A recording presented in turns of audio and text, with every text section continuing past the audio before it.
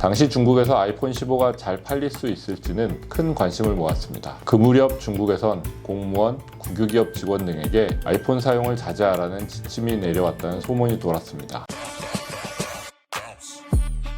안녕하세요. 서울경제 베이징 특파원 김광수입니다. 작년 9월 22일 아침 저를 비롯해 베이징에 있는 많은 외신 기자들과 중국 매체 기자들이 베이징 살리툰에 있는 애플 플래그십 스토어를 찾았습니다. 그날은 아이폰 15 시리즈가 첫 출시되는 날이었습니다. 당시 중국에서 아이폰 15가 잘 팔릴 수 있을지는 큰 관심을 모았습니다. 그 무렵 중국에선 공무원, 국유기업 직원 등에게 아이폰 사용을 자제하라는 지침이 내려왔다는 소문이 돌았습니다. 공론화될 정도면 사실로 봐도 무방했지만 중국 당국은 이를 부인했죠. 아이폰 15가 출시되기 얼마 전 화웨이가 내놓은 메이트 60 프로라는 신형 스마트폰의 판매가 호조를 보이는 것도 신형 아이폰에게는 부담이었습니다. 하지만 아이폰 15는 사전 예약에서 순식간에 매진됐고 출시일에는 매장 앞에 고객들이 인산인해를 이뤘습니다. 중국에서 끄떡없을 것만 같던 애플의 인기였지만 아이폰 15 출시 직후 전작만 못한 것으로 나타나고 있습니다. 사용금지령을 통한 중국의 견제와 화웨이 등 중국 경쟁업체의 성장은 아이폰 15 등 애플 제품의 판매량 저하로 이어졌습니다. 신제품 출시 직후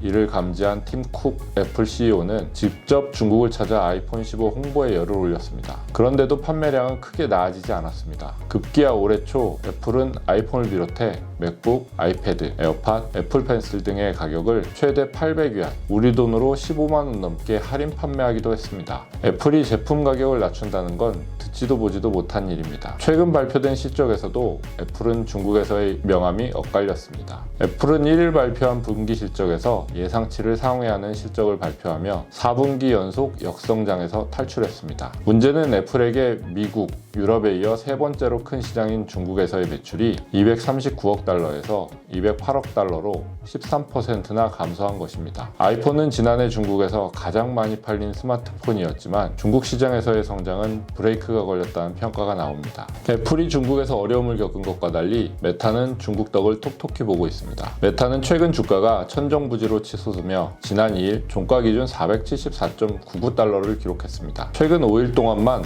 80달러 가까이 20% 넘게 오르며 사상 최고가를 찍었습니다. 메타의 주가가 이렇게까지 상승하는 데는 중국 기업들의 기여가 컸다는 분석입니다. 중국 기업 중에 최근 떠오르고 있는 이커머스 업체인 쉬인과 테무가 본격적으로 온라인 홍보에 나서며 메타의 광고 매출과 수익이 회복세로 돌아섰죠. 쉬인과 테무는 미국을 비롯한 글로벌 시장에서 고객 확보를 위해 메타의 페이스북과 인스타그램 등의 공격적인 마케팅을 펼치고 있고 이 점이 메타의 광고 수익으로 연결됐습니다. 메타의 주가는 2021년 9월 370달러를 넘기도 했으나 이후 끝모를 추락을 이어가며 2022년 말에는 주당 100달러 선마저 붕괴됐습니다. 애플이 개인정보 보호 규정을 강화해 맞춤형 타깃 광고가 타격을 입은 데다 거시 환경마저 악화된 영향입니다. 그러다가 지난해 회복세를 보이며 주가가 1년 만에 3배나 급등했고 올해도 연일 상승세를 기록하며 사상 최고치를 갈아치우는 실정입니다. 메타가 정리해고, 구조조정 등의 비용 절감 노력을 기울이기도 했으나 중국 광고주의 영향을 무시할 수는 없습니다. 다른 업체보다 테무와 쉬인의 영향이 절대적입니다.